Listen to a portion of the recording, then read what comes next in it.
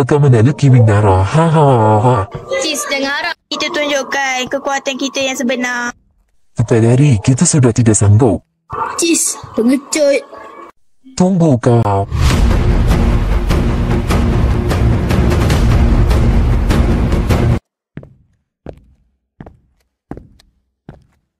Hidup Aibot dan Zabot. Hai Ren, kenapa aku tak diajak sementara mereka berdua diajak? Mana Fabot?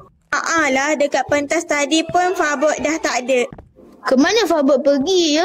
Biar je lah, nanti dia balik lah tu. Sampai hati mereka.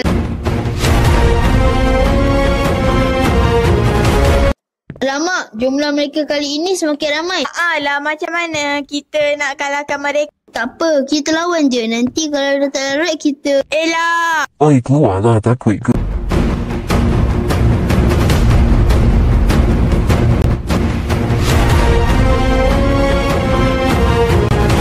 Menyampailah raja ni. Itulah, tapi nak buat macam mana raja yang suruh? Kalau bukan raja yang suruh, dah lama aku buat pedang red ni. Alah, jom kita hantar pedang.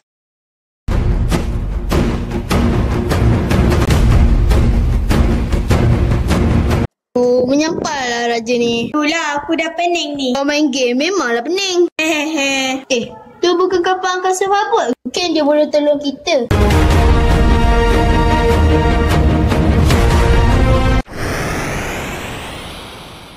Kenapa Fabot keluarkan pedang je? Kau nak lawan kita orang ke? Weh, ambil pedang race tu. Kau lah ambil kaki. Aku sakit ni.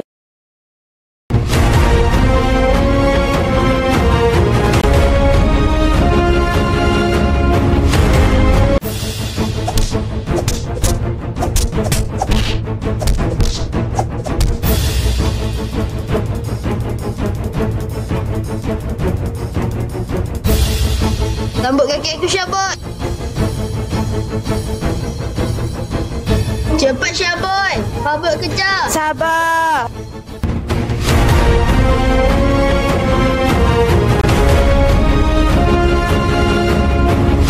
Aku dengar dekat Pulau Kancil tu ada banyak kancil. Memanglah nama pun Pulau Kancil. Ya, aku tahu. Tapi ada seekor kancil yang paling bijak. Woi, Syabot. Bangun. Kita dah sampai. Mana kancil yang kau kata tu? Sabarlah kau ni. Itulah dia Raja Cyber. Akhirnya, pedang battle sudah sampai. Taklah. Yang aku tahu, kita dah hantar pedang Rex Raja. Terima kasih, Aibot. Kau tahu tak kenapa Fabot jadi macam tu? Entah, aku rasa dia mabuk ke. Ish, kau ni.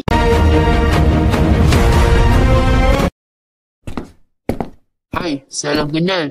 Nama aku Dabot. Aku dengar korang ingin menyiasat sesuatu. Kenapa? Ya, betul. Kau boleh tolong ke? Ya, kita orang tengah menyiasat pasal Fabot ni. Saya rasa dia terkena virus HIV. Macam mana nak sembuhkan virus tu? Senang je. Langkah pertama, korang kena saya bunga mawar. Mana nak beli bunga tawar? Tu dia pekerja Makcik Salma. Okey, terima kasih.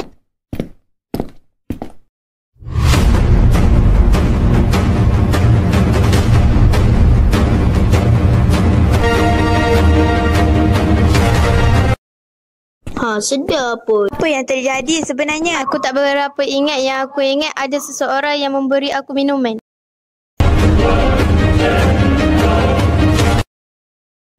Tu bukan Dabot ke? Yelah. Dapat pun kau. Nak buat apa ni? Fabot, kau buat apa? Call polis lah. Kau ni sikit-sikit poli. Itulah, tak strong. Dua kau.